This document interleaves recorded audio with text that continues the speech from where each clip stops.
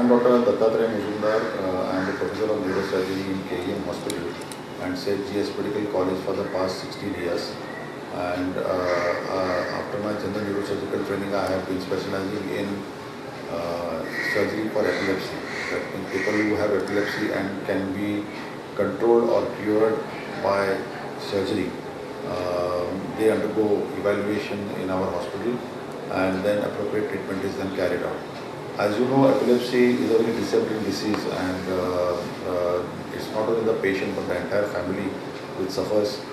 There are about 6 to 10 million epilepsy patients in our country and most of them are managed with anti-epileptic drugs, but out of them about 1 million patients can be evaluated for surgery and we can have a possible good control or a cure for these patients.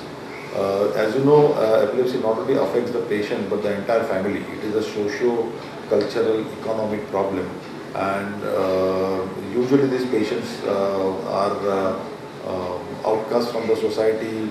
They can't work, they can't interact, they can't marry, they can't have kids, they have to take lifelong drugs. The drugs are expensive. Sometimes the cost of the drugs is also prohibitive. So in these cases, it's a societal disorder rather than an individual phenomenon. At KEM, in 2001, when we realized this, we have a huge epilepsy OPD which caters to about maybe in a week we have 2 OPDs and it caters to about 400 to 500 patients. New patients are about 100 to 200 and follow-up patients are about 200 to 300. And out of this, we have formed a comprehensive epilepsy surgery care group, which involves the neurologist who is the epileptologist, Dr. Sangeeta Rawat, who is our team leader, and neurosurgeon myself, and who has been specially trained and have expertise in epilepsy surgery. Apart from that, we have a neuropsychologist, Dr. Urvashi Shah, we have a psychiatrist, Dr. Leena Sawan, and we evaluate the patient together. So when a patient who undergoes a proper MRI protocol has a lesion or a structural abnormality which can sort of be cured by surgery, then they go an extensive pre-surgical evaluation program which includes, apart from the MRI, a special MRI which is known as an epilepsy protocol MRI, a video EEG, a neuropsychology evaluation, as well as a psychiatric evaluation. And then there is a case conference which is held along with the doctors and the family. And a lot of questions and answers, pros and cons about surgical procedure and benefit and outcomes of surgery are discussed, and the patient is then subjected to surgery. For the past 10 years, we have operated about 500 patients, and now we have extended this treatment to private hospital also. We have an epilepsy care group in global hospitals which is next to KEM, and we have performed about 35 surgeries in the last 2 years. So patients who are affording, who want private hospital treatment also can avail of this benefit. The seizure freedom rate in these patients is very good. The commonest abnormality which is encountered is known as mesial temporal sclerosis, where part of the memory and emotion function which is carried out by amygdala and hippocampus is defective since birth, or there is dysplasia, or it is firing incoherently. So that part is removed and the patients can expect a cure about 70 to 80% in most of the cases. So sometimes we have to do invasive epilepsy recording also, where we want to exactly map the focus, and then sometimes the patients need to be operated in a staged procedure, that is 2-stage surgery is performed. There are patients, some patients, pediatric patients or adult patients who have incapacitating or catastrophic epilepsy, where their seizures are about 100 to 200 per day.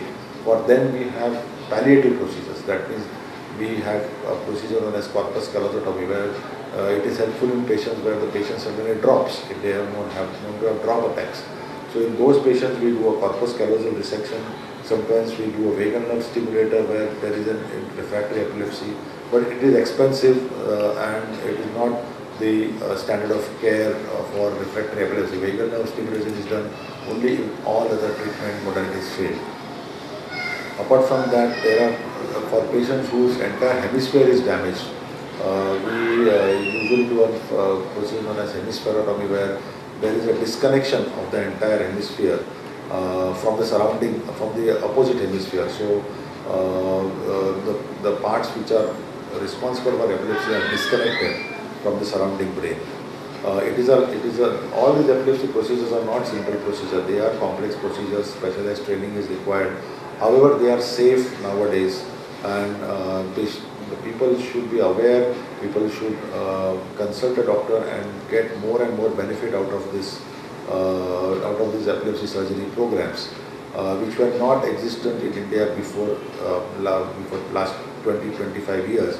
Now they have been pretty much standardized, and I think the general population where these things are more of a problem should approach the appropriate hospital or the center, and they will be guided towards the epilepsy care center. The cost of surgery in municipal hospitals is very less. The electrodes which we use during surgery for mapping are about 40 to 50,000.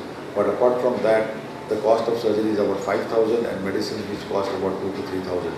So the entire surgical procedure can be done in about 10 or 1,000 as far as the surgical procedure is concerned. Only the cost of the electrode has to be borne by the patient. In private hospital also, the surgical cost can vary from 2 to 5 lakhs depending upon the class of that the patient chooses in the hospital. So I think it is quite a doable thing, and I think the stigma of the society which these unfortunate patients have to bear can be completely or to a very large extent alleviated, and these patients can be integrated back into the society for their own livelihood. Ladies who are of marriageable age can get married. They can expect to have normal kids and have a happy married life in the future. In children also, they can have they can expect to study and have higher pursuits. And only thing is that they have to take care. The medications will not be stopped immediately, but they are stopped over a period of time, and over a period of 5 years, patients can completely go off drugs.